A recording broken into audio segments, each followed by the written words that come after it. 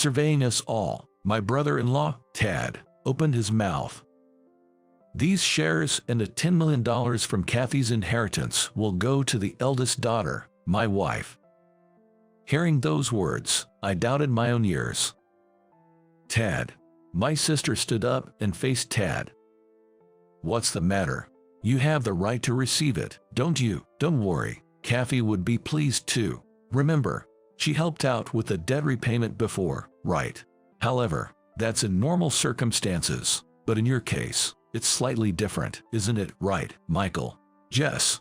Tad, sorry for the late introduction, but this lawyer, David here, is the executor of Mom's will. The executor of the will. Tad looked at me and the lawyer with a puzzled expression. It's something Mom asked me to do before she passed away. Yes, I have the responsibility to execute the contents of the deceased's will. What does the will say? Don't tell me it says not to let the eldest daughter inherit anything, Tad said with a thin smile. Well, my name is Michael.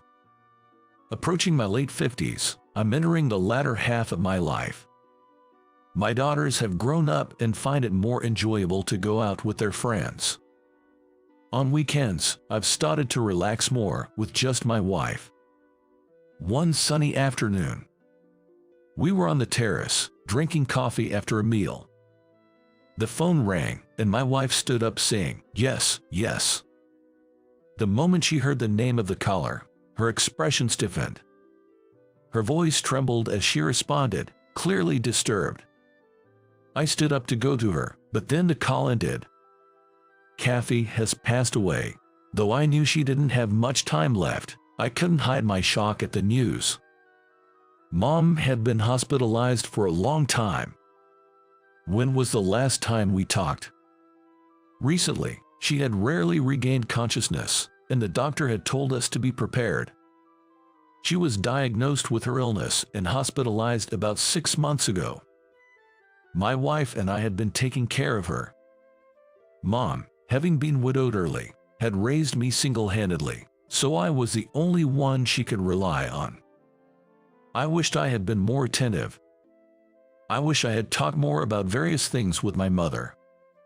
Hearing the news of her death brought waves of sadness and regret, but the image of my mother that came to mind was always smiling. As a timid child, I used to come home from school being bullied, and Mom, a strong-willed woman, would get angry and confront the bullies at their homes. The exact opposite of me, who disliked conflicts, but looking at me, Mom would always say with a smile, "You are just like your father." I was often saved by my mother's strength, and even as an adult, she remained an imposing figure in my life. Mom was strict and strong, but she raised me with great love. Now that I have my own family, I understand how tough it was for her to do it all alone. I had an older sister, Emily, but she had left home a long time ago and we had lost touch. However, I needed to somehow contact her to inform her of Mom's death. First, I called Mom's lawyer. After the hectic days of funeral preparations ended, Mom's ashes were brought back to our home. That day, relatives paid a condolence visit to Mom, who had returned home. Just as the lawyer who had been taking care of Mom arrived, we were about to discuss the will. The doorbell rang.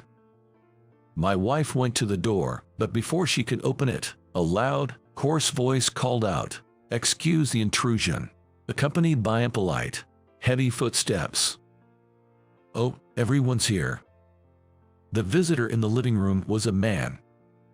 "Planning the inheritance behind our backs, are you, Tad?" I couldn't hide my surprise at the sudden appearance of my brother-in-law. He sat down heavily on a nearby sofa, as if it was his own house. Behind the boastful Tad, Emily appeared timidly. "Michael, it's been a long time." My sister, whom I hadn't seen in over a decade, had changed so much that she was almost unrecognizable. Once gentle and known for her bright smile, she now looked lifeless, with poor complexion and appeared much older than her actual age. Seeing my sister like this, I was shaken. "Sis, you came. Thank you for letting me know," Sorry I couldn't make it to the funeral." Saying this, Emily looked down, seemingly apologetic. I had many things I wanted to ask, but words were hard to find after not seeing her for 10 years. "Anyway, it's a shame about Kathy. She left quite a sum, didn't she? The stocks must have done well too, right?" Tad said to me with a sleazy grin. "How can you say that?" When scolded by my sister, Tad glared at her. "What? It's the truth, isn't it? Especially since you never did a thing to show parental gratitude. Poor thing." "That's because you." Emily seemed about to retort, but quickly closed her mouth. Tad laughed through his nose and said, "Come on, light an incense stick at least. Sorry for being a disobedient daughter." Emily, holding back something, tightly closed her mouth and sat down in front of Mom's ashes. Mom's family was originally wealthy. When she married Dad, her parents opposed it, and she was almost estranged from her family. After Dad died, she refused financial assistance from her family and raised us on her own. But when Mom's parents passed away, a huge inheritance came to her, being an only child. Stocks and cash totaled to about $10 million. "Having it now is somewhat pointless," Mom used to say. "There's no harm in having it. You should use it however you like, Mom," I told her. I was already married and supporting myself, and Emily had left home a long time ago. Emily, though, Mom was worried about my sister. It had been a long time since Emily got married. Initially, we kept in touch, but there had been no word from her in recent years. She stopped visiting even during the holidays. "If something happens to me, take care of Emily. Siblings should help each other." "Yeah, I understand." But the contact details I had for my sister were no longer valid, and I had no idea where she was or what she was doing. Mom's words had always left me concerned about my sister, Emily. After reuniting with her after such a long time and with so much to catch up on, it seemed now wasn't the right moment. "Mom," muttering, Emily had been joining her hands for a long time when Tad, with an exaggerated sigh, said to her, "How long are you going to stay absorbed in this?" He seemed to have no intention of joining his hands, lounging on the sofa instead. "What are you doing here all of a sudden?" My wife, seemingly running out of patience, asked Tad. Tad's attitude had probably been irking her for a while. "What? You're talking to me like that?" Tad said and glared at her. My wife looked like she wanted to say something, frowning. "Well, never mind. Are all the relatives here?" Surveying us all, Tad opened his mouth. "These shares and Kathy's inheritance of $10 million will go to the eldest daughter, my wife." Hearing those words, I doubted my own ears. "Tad." Emily stood up to face Tad. "What's wrong? You have the right to receive it, don't you? Don't worry, Kathy would be happy about it. Didn't she help out with the debt repayment before? The agreement was different. You said that was the end of it when she arranged the money. Tons of money is there, so a little bit should be fine. A senile old woman didn't need that much money." I grimaced at the horrible things he said about Mom. Emily, looking like she might cry, shouted, "Stop it. I don't deserve a single penny. But, you know, as the eldest daughter, you have the right to inherit, right, lawyer?" Tad said with a sleazy smile. "Yes, usually, siblings inherit when a parent dies. See, as the eldest, you have to inherit. Be thankful for the $10 million. $10 million. Tad laughed with a vulgar snigger. "However, that's in normal cases, but in your case, it's a bit different, isn't it, right, Michael?" "Yes, Tad, sorry for the late introduction, but this lawyer, David, is the executor of Mom's will." "The executor of the will?" Tad looked at me and David with a puzzled expression. "Mom asked me to do it before she passed away."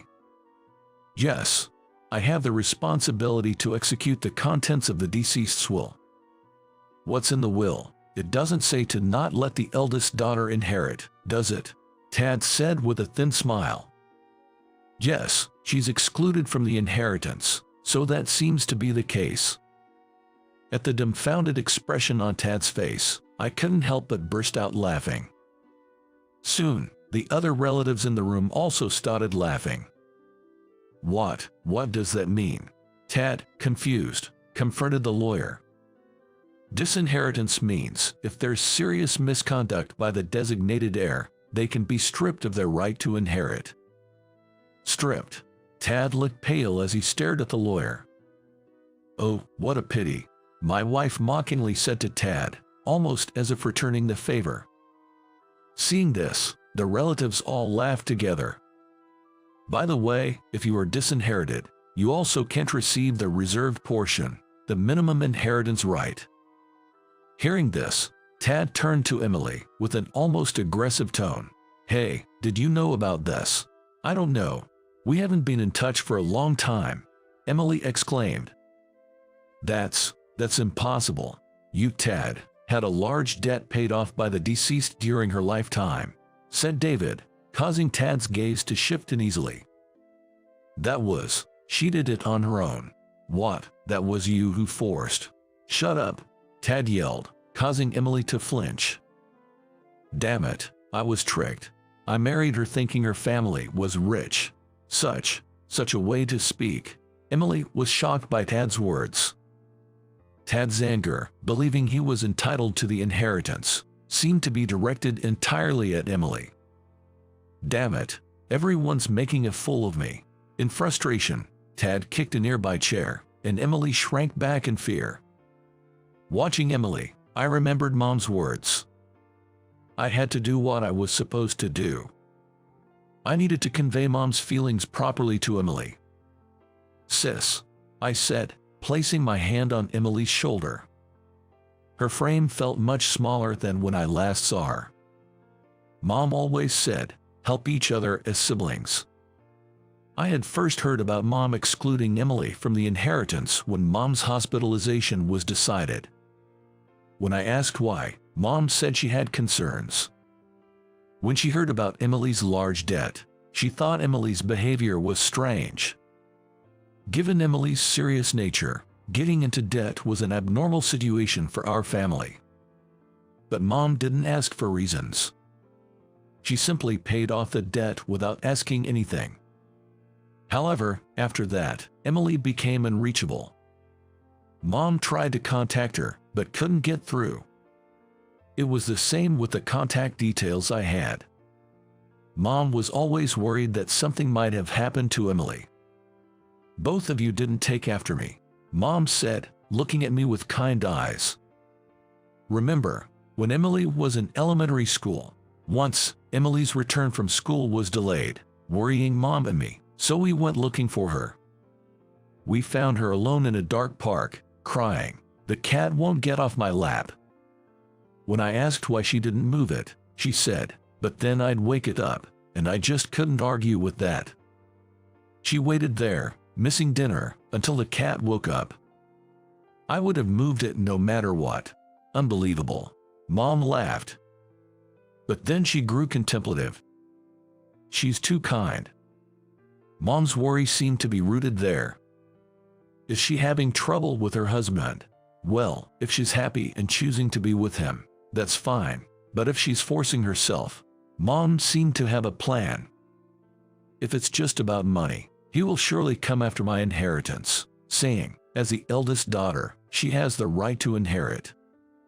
So, Tad will say that's why you're disinheriting. Won't Emily be shocked? I said that at the time, but in the end, things turned out just as Mom had predicted. Indeed, mothers are incredible. When I die, tell her, I want to help Emily, Mom said, seeming to have made up her mind. Just saying that, will she understand? She's smart, she'll be fine. Siblings should help each other, please, Michael. I agreed with Mom's thoughts, and that brings us to today. After hearing my story, Emily covered her face with her hands. Mom was always worried about you, Emily. Emily knelt in front of Mom's ashes, crying. Meanwhile, Tad was trembling with anger after hearing the story. What's this about siblings helping each other? Not giving me a penny. If you wanted to help, you should have given me the money. That's not it, Tad, Emily said, her expression different from before. She faced him squarely, with a firm attitude. What? You're the eldest daughter and you can't inherit. Aren't you upset? Everything's going to this brother of yours. Yes, I don't need the inheritance. I couldn't do anything for Mom. David, regarding the inheritance, I have nothing to say, but I have one request. What is it? Emily spoke with a clear, determined gaze. I would like to discuss filing for divorce. What are you talking about now? Tad was flustered by Emily's sudden declaration. I should have made up my mind when you had the debt paid off. I no longer have any inheritance to claim. If it's just the money you want, please divorce me. Emily, do you know how much I've done for you? Tad said, approaching Emily menacingly. Then, Emily said to him, thank you for everything until now. As Emily said resolutely, Tad looked down on her with cold eyes. Right, if I can get the inheritance, there's no point in being with you. A penniless old woman, I don't need you. Marrying you was a mistake. Emily didn't respond to Tad's abusive words. Witnessing this, David spoke up. Emily, about the divorce, does your husband always behave violently like this? I'm not sure if it's violent, but Emily seemed to be deep in thought. Does your husband often blame or criticize your actions? Yes, but that's because I don't understand him well enough. Emily, for some reason, seemed to defend Tad. Her expression was one of slight agitation. To me, it was clear that Tad was selfishly attacking her. And it wasn't just apparent to me. All the relatives present could see this fact clearly. I felt like I understood what Mom had been worried about. If you can't have an equal conversation, or if you're always afraid of your husband's words and actions, that's already a form of violence, David said. At his words, Tad became furious. What? Violence? Nonsense, you phony lawyer. Emily looked back and forth between the shouting Tad and David, her eyes showing determination. Seemingly understanding Emily's heart, David continued without paying attention to Tad's words. All of us here are witnesses to this. It's not a recording, but if you have a diary or something that details these violent behaviors, that would be helpful. I have a diary. There are days when I've written in detail. Good. Then we'll talk more about the divorce mediation later. Could you come to my office? David said, handing Emily his business card. Thank you, I appreciate your help, Emily replied, and then she turned to resume the conversation, as if Tad was no longer of any concern to her. In the midst of the exchange between Emily and David, Tad tried to intervene but was unable to stop them. Hey, don't joke around. I did everything thinking of you. Are you repaying kindness with ingratitude? Tad raged. Emily, with a resolute attitude, replied to him. Please be quiet for a moment. I've decided not to give in to you anymore. Months later, Emily and Tad's divorce was finalized. Emily gathered evidence and bravely confronted Tad. Though it might have taken longer if Tad hadn't agreed to the divorce, fortunately, he quickly withdrew. Emily was astounded.